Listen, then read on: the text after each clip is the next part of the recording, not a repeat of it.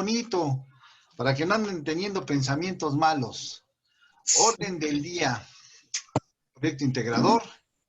Bueno, vamos a comentar las actividades 1, 2 y 3, recomendaciones, evaluaciones y dudas. El propósito, vamos a poner en práctica todo lo aprendido aquí de ecuaciones, de trigonometría, como dice la presentación. Vamos a recordar todo lo que fueron las magnitudes físicas aprendidas a lo largo del módulo y vamos a dar la solución a cada uno de los problemas que se vienen. Por favor, es muy importante que ya en el módulo 19 cumplamos con el tiempo y la forma. Ya no vamos a tener extensiones para las actividades anteriores, por eso ponía yo ahí. El proyecto integrador no tiene tiempo de demora, o lo entregamos el domingo o el domingo, a menos que nuestras autoridades nos digan otra cosa por algún imprevisto. Entonces, es importante que le pongan portada con todos sus datos a ese trabajo de proyecto integrador. Esto es porque ya estamos a punto de egresar del nivel medio superior, ¿verdad?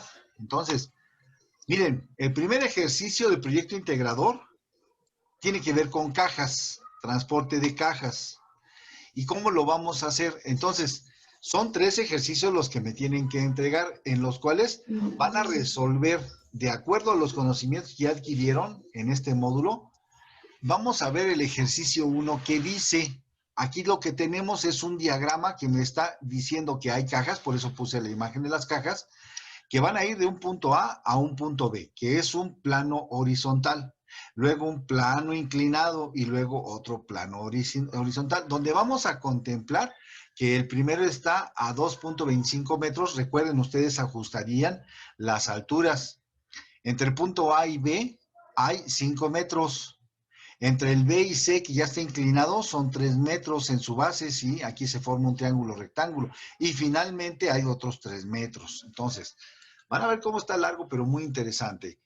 Dice que con base en el problema anterior, lo que requerimos es encontrar la rapidez con la que se debe mover en la banda las cajas para que lleguen con 0.5 metros sobre segundo al punto D. Vamos a verlo. Del punto C al punto D tienen que llegar con esta velocidad. Es el lugar donde los trabajadores van a recibir las cajas en el punto D. O sea, viene en la parte de arriba, plano inclinado, cae la caja, se desplaza. Pero si no llega a esta velocidad de 0.5 metros sobre segundo, podemos dañar a los operarios, es lo que nos dicen aquí. Aplicando la ley de conservación de la energía, vamos a calcular la velocidad de la banda transportadora realizando los siguientes pasos. El inciso A es de C a D. Miren, aquí lo que nos piden es con qué energía cinética. Y como lo hemos venido manejando en el módulo, de una vez sirve que los felicito. Muchas gracias, han trabajado muy bien. Han entregado bastantes trabajos muy bien, han evitado el plagio, los que han tenido la tentación de caer en el plagio lo han evitado, o por lo menos no me he dado cuenta, y eso es muy bueno. Vamos a retomar y entonces la energía cinética que nos piden del punto C al D, que es en la parte de hasta abajo, es igual a 1/2 de la masa por la velocidad al cuadrado. ¿Por qué leo las expresiones? Porque lo único que tengo que encontrar es qué le voy a poner de valor de masa, que son los 15 kilogramos de cada caja, la velocidad con la que debe de llegar y previo las operaciones se realizan de la siguiente manera. Primero elevo la velocidad al cuadrado, después lo multiplico por la masa y lo divido entre 2. Entonces, de ahí, ¿qué obtengo? De acuerdo a las unidades es kilogramos, metros sobre segundos al cuadrado, kilogramos, metros al cuadrado sobre segundo al cuadrado. Estas unidades deben de tener mucho cuidado porque en las tablas de equivalencia son joules. La parte aritmética, bueno, pues es multiplicar, elevar al cuadrado, dividir entre 2 y ese es el resultado. Entonces me está diciendo que son 0.46 kilogramos metros sobre segundo al cuadrado. Eso es un joule. Entonces así lo van a entregar. Lo van a seguir tal y cual. ¿Qué estamos calculando? La energía cinética entre el punto C y el punto D. Otra pregunta que nos hacen, ¿cuánta energía se pierde por fricción entre los puntos C y D? ¿A qué se refiere? A la energía, por ejemplo, de frotar las manos. Eso es una energía de fricción, tiene una energía cinética, ¿sí? Pero también hay una energía de fricción, ¿cómo lo siento? Por la temperatura de las manos. Entonces nos están pidiendo, ¿cuánta energía se pierde por fricción en los puntos C y D. ¿Pero a quién se refiere? A la caja y la banda transportadora que está en el punto C y D. ¿Estamos? Entonces, esos conceptos, por ejemplo, ahorita se han de preguntar, bueno, ¿cómo encuentra él la energía de fricción? ¿Cómo sabe que es la energía de fricción de la caja? Pues por tantos años que tengo. Entonces, ustedes lo que tienen que hacer es leer toda la información que viene en su plataforma. De ahí, de esa energía que se pierde por fricción, hay un coeficiente de fricción que lo vimos la semana pasada en sus tareas y era la letra mu. No es que me esté convirtiendo en toro, no, es la letra mu del alfabeto griego. Y me dice que hay un coeficiente de fricción, 0.38. ¿Quién lo dio? Es propuesto. No se anden preguntando cuando resuelvan este proyecto integrador, ¿de dónde sacaron el valor? Ustedes denlo por hecho. Mu es igual a 0.38, es el coeficiente de fricción. ¿Dónde lo voy a utilizar? Para calcular la fuerza normal.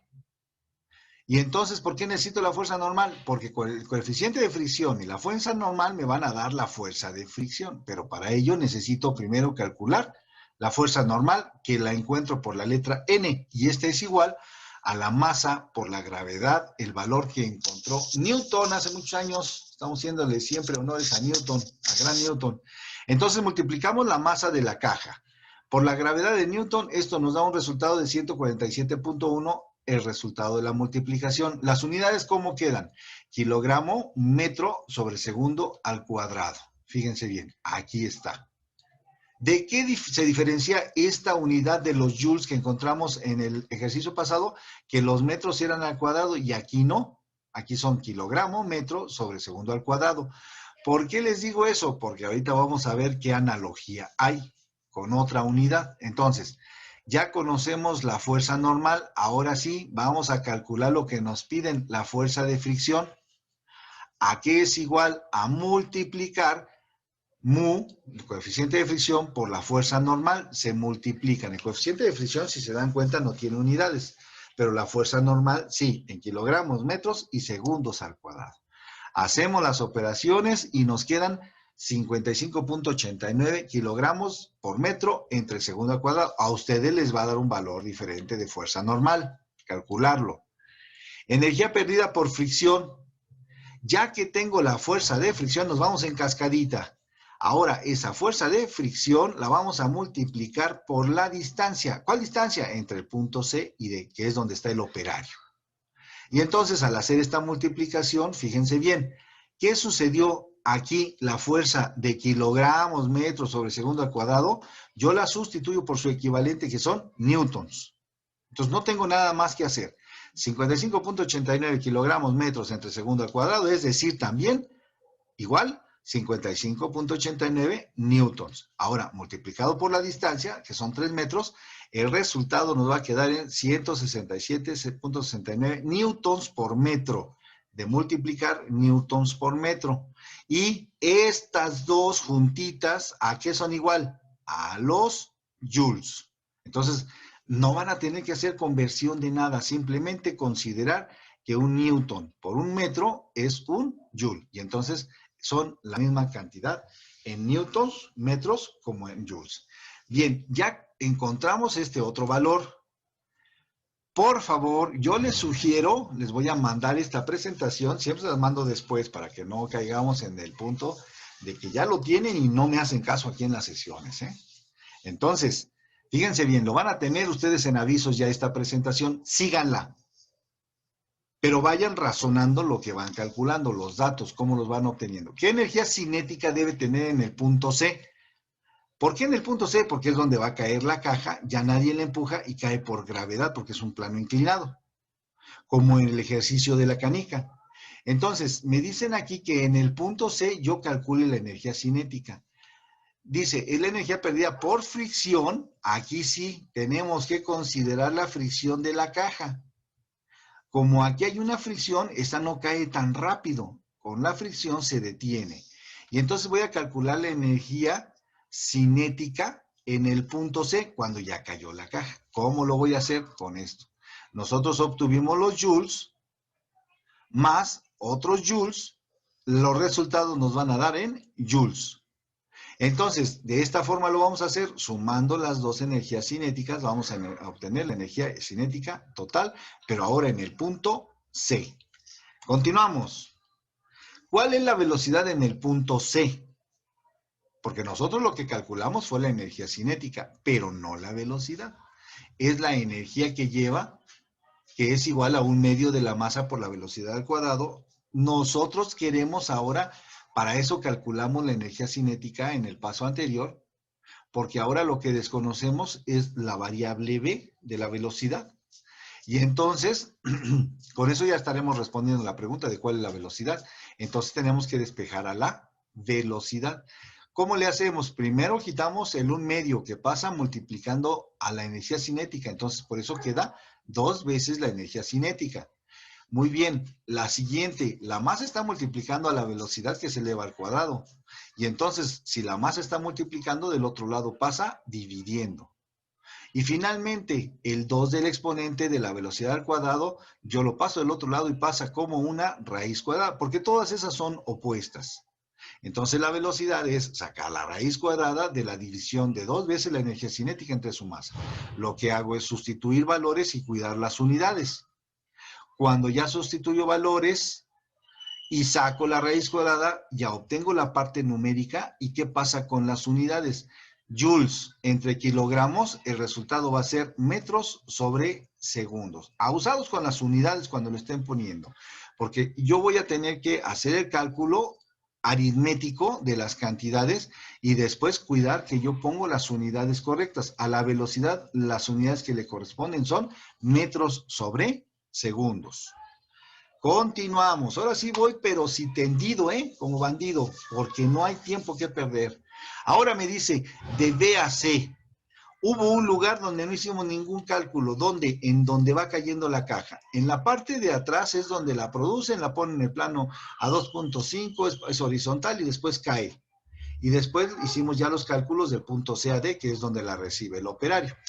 Pero en este punto van a tener que utilizar las fórmulas que vienen en la plataforma y me dice, voy a calcular aquí la velocidad. Ya lo habíamos despejado, ya lo habíamos calculado. Aquí se tiene que hacer una consideración muy importante. Vean, la caja cae, pesa 10 kilos. Nosotros multiplicamos la masa por la gravedad y es este vector morado. La masa son 15 kilogramos. Bueno, aquí hubo un error. Ustedes tienen que ajustarlo. Me equivoqué. Uy, perdón. Aquí hay una fuerza que es perpendicular al plano donde se mueve la caja y a esa la llamamos fuerza normal. Esta es la fuerza que lleva la caja y esta es la fuerza de fricción. ¿Por qué son opuestas? Porque la fuerza con la que va cayendo la caja, hay una fuerza de fricción entre la caja y el plano que la está sosteniendo. Entonces es por eso que debemos considerar estos dos vectores. Luego, aquí hay una consideración. Dice que la masa por el coseno de teta es igual a la masa por la gravedad por el seno de teta y que debemos considerar la masa por la gravedad. Entonces tenemos que hacer este diagrama fasorial de fasores, de vectores, y considerar el ángulo en el cual está cayendo la caja. Esto no va a cambiar. Cuando ustedes estén haciendo su tarea lo van a poner igualito que aquí, nada más que no cometan el mismo error. Ustedes lo ajustan. Y falta que nos digan y que calculemos cuál es el ángulo al que va a estar esa caída de esa caja en esa pendiente. Y entonces, ¿qué estamos considerando? Las fuerzas que hay cuando cae la caja del punto B al punto C, y la parte más alta es uno de los catetos, la parte horizontal es otro de los catetos, y aquí podríamos fácilmente calcular esta distancia si nos la pidieran, o las fuerzas que están aquí trabajando. Bueno, una vez que ya hicimos el análisis de lo que pasa en el punto B y en el punto C, ahora vamos a hacer algunos cálculos de qué es lo que está cayendo. No es que caiga la caja y se acabó, no, vamos a analizar. Dice aquí que vamos a utilizar la pérdida por fricción, ¿de dónde? De la caja y la superficie donde está cayendo.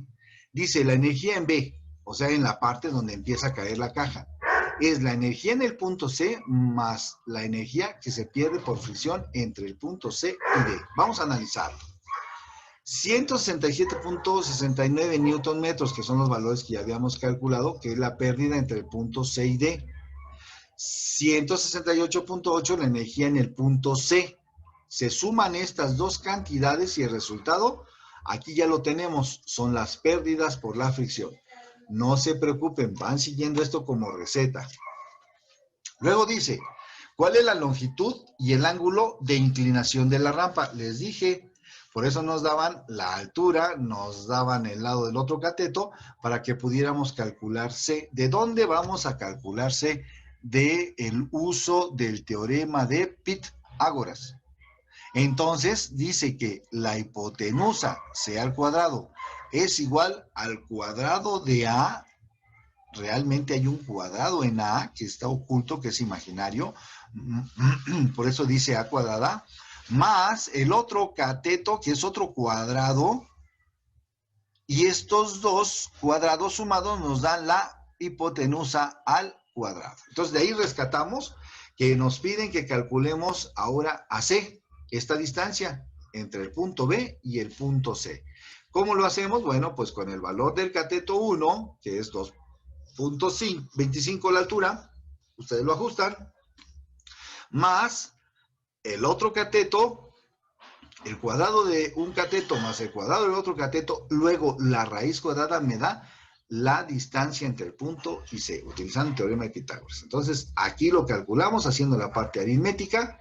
¿Qué sucede con las unidades? Metros al cuadrado, metros cuadrados. Cuando yo saco raíz cuadrada de metros cuadrados, solamente obtengo metros. ¿Por qué? Porque elevar a la potencia el 2, por ejemplo, como un ejemplo, 2 a la potencia 2 son 4. Raíz cuadrada de 4 es 2. Entonces, por eso nos quedan metros, porque en el álgebra es metros cuadrados, raíz cuadrada, metros. Vamos a calcular el ángulo. Aquí vamos a utilizar, ya, así, de cajón, que el ángulo que nosotros queremos, que es el phi, es igual a la tangente inversa, o sea, por eso dice tangente a la menos 1, del cateto A entre el cateto B. Sustituyo los catetos, este es el masa, la altura, y este es la base. Lo divido en la calculadora, obtengo la inversa de la tangente, y entonces, de esa forma directa, ya tengo que ustedes me van a preguntar, ¿cuál es ese tangente a la menos 1? Vamos a ver si aquí se ve. Sale con la función shift, naranja, tangente a la menos 1. ¿De quién? De 2.25 entre 3. Ahí está. 36.8. Entonces, así lo van a obtener ese ángulo. No es la tangente, no. Aquí dice shift, porque está en color naranja, en mi calculadora. Shift, tangente a la menos 1, quiere decir que estoy usando esa función. Así se obtiene el sencillito este valor del ángulo de inclinación de este plano inclinado, que es la letra phi. Dice, otra pregunta. Aquí están bien preguntones nuestras autoridades. Nos hicieron 10,000 preguntas en este proyecto integrador. Se van a entretener mucho, se van a divertir, van a ver cómo les va a gustar. ¿Cuánto vale la fuerza de fricción en este segmento? O sea, en ese plano inclinado. Primero calculamos la fuerza normal, por eso es importante que ustedes desarrollen ese análisis vectorial en el plano inclinado para que sepan de qué estamos hablando. Dice que allí la fuerza de fricción se calcula primero con la fuerza normal, o sea, la letra F. Me regreso tantito, discúlpenme, ¿eh?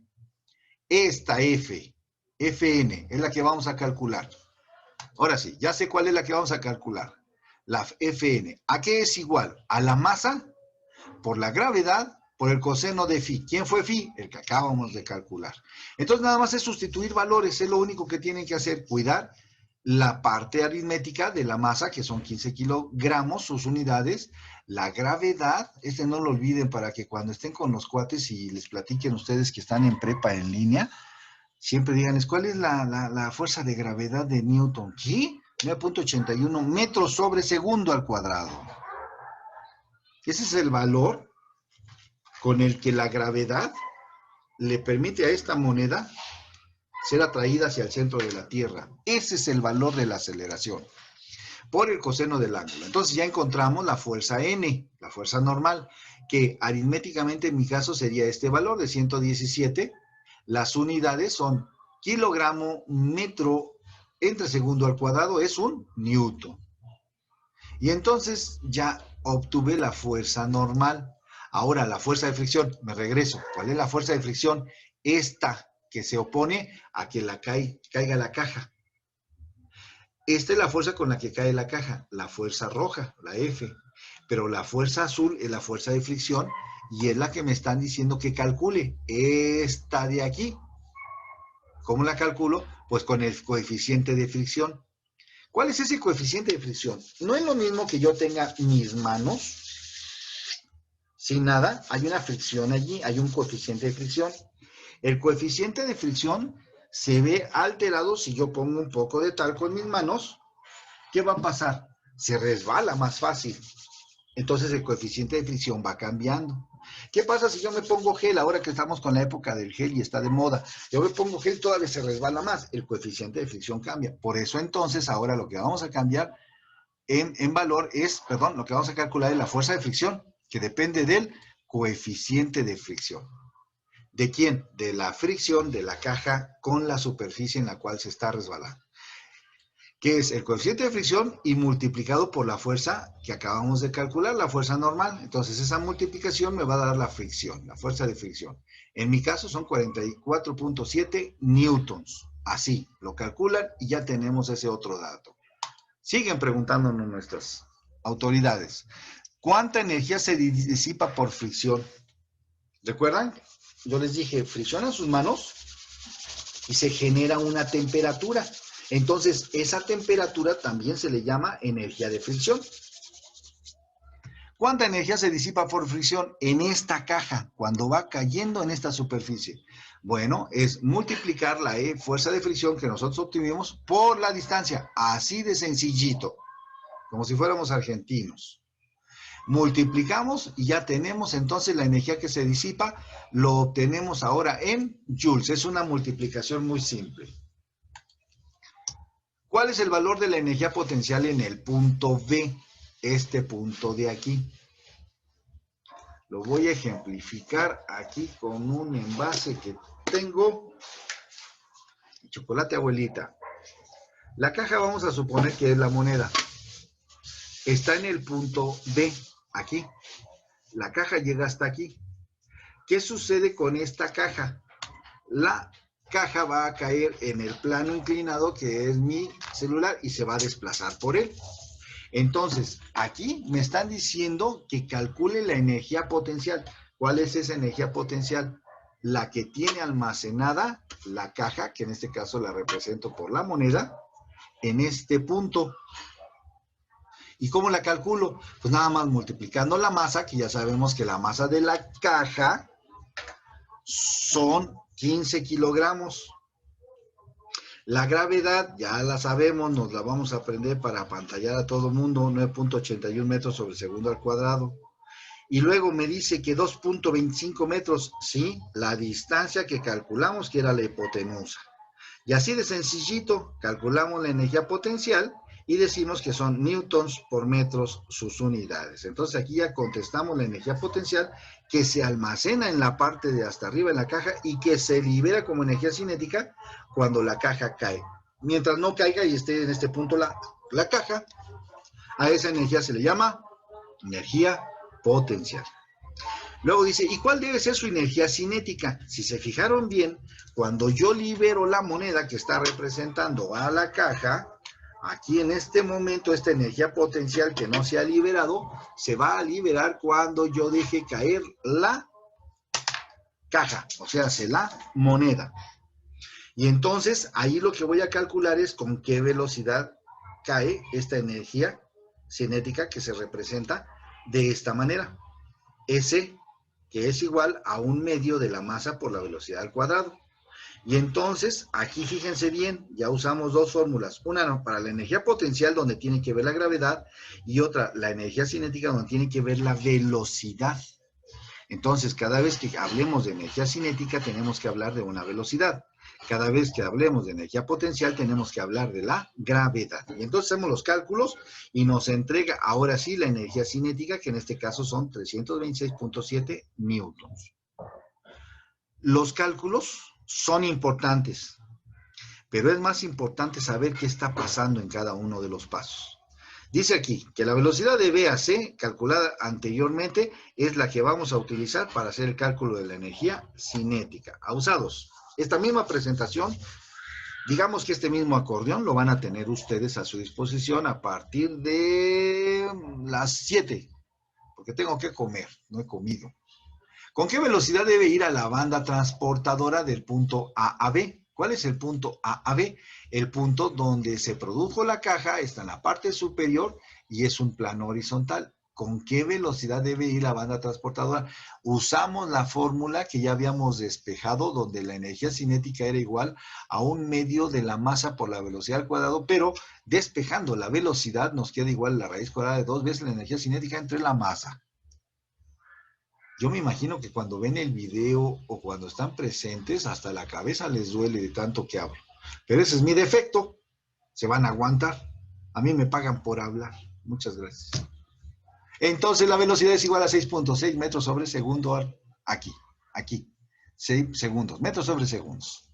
Ese es un defecto que tengo, hablo mucho. Ejercicio 2. Todavía no acabamos nuestro proyecto integrador. El proyecto integrador casi es una tesis. Cambiamos a la siguiente gráfica. Dice, fíjense bien, ya dejamos las cajas, ya dejamos a los obreros, las energías cinéticas, las energías potenciales. Cortina de humo, azul. Ahí está la cortina de humo azul. Cambiamos. ¿Qué voy a explicarles ahora? El segundo ejercicio del proyecto integrador. Vamos a entrar a un concierto. Todos con su cubrebocas y su buena cantidad de gel, porque nos están invitando a un concierto. Dice que se toca una bocina en la nota Fa, o sea que estamos analizando ondas, que tiene una frecuencia de 349 Hz, o sea ciclos por segundo. Al usar un medidor de presión, caray, esos medidores de presión, ¿de dónde salen? Es como cuando inflan las llantas de sus vehículos, ya sean bicicletas, ya sean camionetas, ya sean camiones o automóviles. Por favor, como yo soy gordo, yo pido las llantas a 32. ¿A 32 qué? Libras por pulgada cuadrada. Ese instrumento que va a medir que vaya a 32 es un medidor de presión. A eso se refiere aquí. Pero ¿qué tienen que ver las llantas con una nota Fa al concierto que nos invitaron con nuestro cubrebocas y gel? Es que él es el que nos va a medir la presión. Las bocinas que nosotros utilizamos, aquí está, tengo una bocina aquí. Ay, facilitador, ahora sí la regó. Esos son unos audífonos. ¿No es cierto? No es cierto. Porque esta es una bocina y aquí hay otra bocina, que son chiquitas, que se les llama audífonos. ¿Está bien? Fíjense, cuando entre esa nota Fa aquí al cable y aquí la bocina tenga que emitir esta onda Fa, si yo le pusiera un medidor, él mediría la frecuencia de 349 Hz, porque esto de la bocina hace así. Por eso nosotros escuchamos la música, vibra, y entonces al vibrar, lo que hace aquí es como si nos tapáramos así los oídos. Por eso hay una presión entre mi mano y el oído. Lo mismo sucede en las bocinas. Entonces, ya me van a cortar aquí.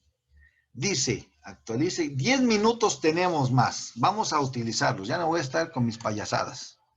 Y entonces ese instrumento de medición va a medir lo que hace la bocina, que es exactamente lo que hace el audífono en el oído, que marca la máxima diferencia de presión respecto a la presión atmosférica.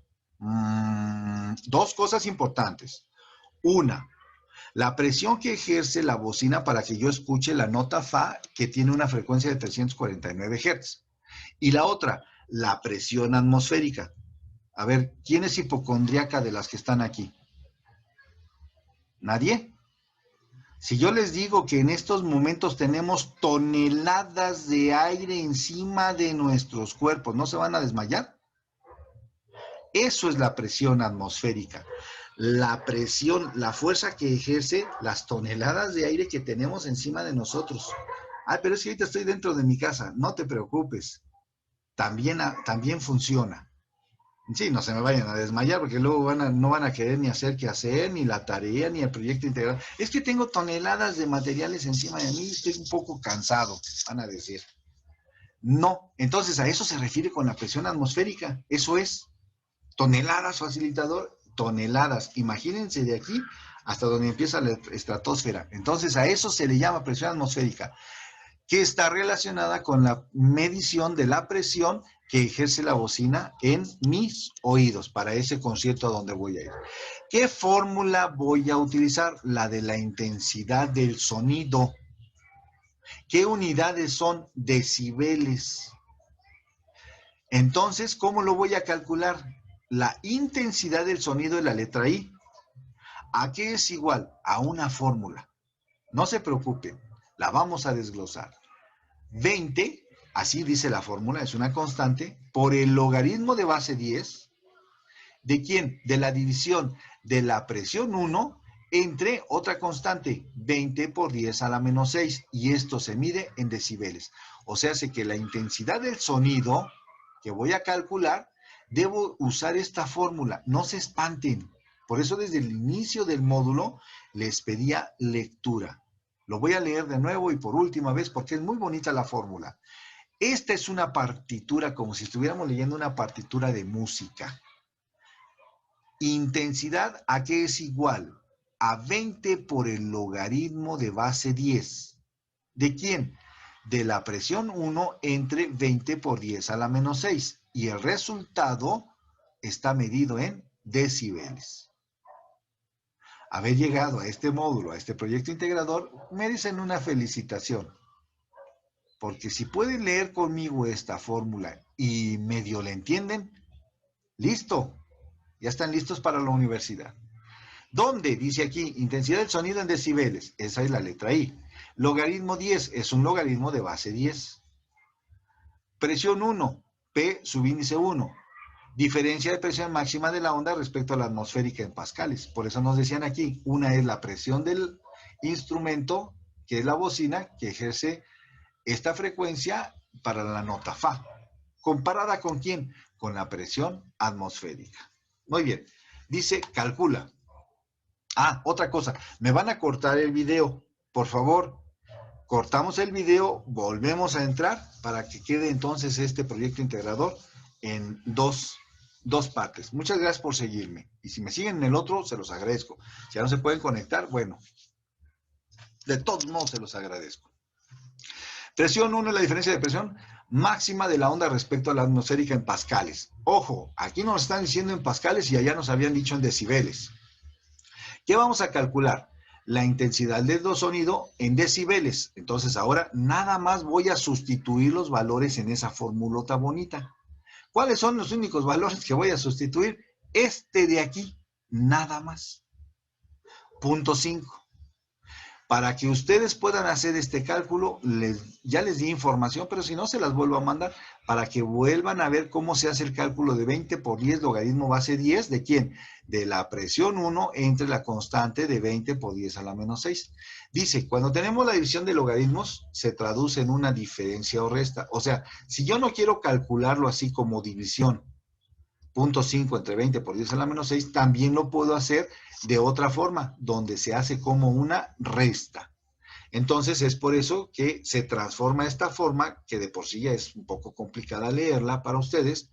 Esta se transforma, por eso dice igual, al logaritmo de base 10 primero de la parte del numerador, que es 0.5, menos el logaritmo de base 10 de ¿quién? De la parte del denominador.